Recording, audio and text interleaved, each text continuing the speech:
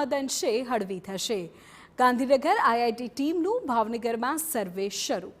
અન્ય મહાનગર કરતાં ભાવનગરમાં ટ્રાફિકની સમસ્યા વધુ વિકટ બની છે, જેને ધ્યાનમાં રાખીને ટ્રાફિકની સમસ્યાથી પ્રજાને કેમ મુક્તિ મળે તે દિશામાં તંત્રએ પ્રયત્નો હાથ ધર્યા છે।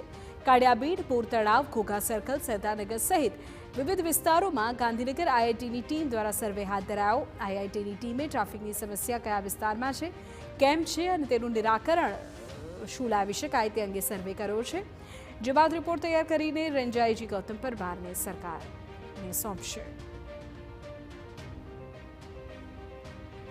સૌથી પહેલી વિઝિટમાં અમે આઈડેન્ટિફાઈ કરશું કયા લોકેશન પર ક્યાં પ્રોબ્લેમ વધારે છે અને શું પ્રોબ્લેમ છે, એનું શું સોલ્યુશન લાવી શકીએ એ અમે જશું અને પછી એની પર મોડલિંગ સ્ટડી કરશું કે કેવી રીતે એનું સોલ્યુશન અલગ અલગ સિનારીઓસથી અમે આપી શકીએ।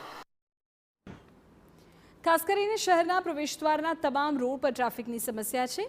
આ સિવાય અમુક વિસ્તારોમાં રેલવે સિગ્નલ પર ફાટક બંધ થયા છે, ત્યાં પણ વાહનોમાં પાર્કિંગ જેવી સમસ્યાઓ કઈ રીતે હળવી કરી શકાય તે અંગે સર્વે કરાયો છે। ખાસ પ્રકારની ડ્રાઈવમાં ભાવનગરના ડીવાયએસપી તેમજ ટ્રાફિક પીઆઈ સહિત વિવિધ ડિવિઝનના પીઆઈ પણ હાજર રહ્યા હતા।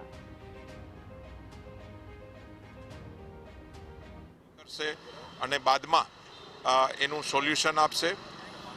આ ટીમ દ્વારા ભાવનગરને એક પાયલોટ પ્રોજેક્ટ તરીકે લેવામાં આવેલા છે અને ટ્રાફિકની જુદી જુદી જગ્યાએ એ લોકો સર્વે કરી અને તેનો સોલ્યુશન આપનાર છે।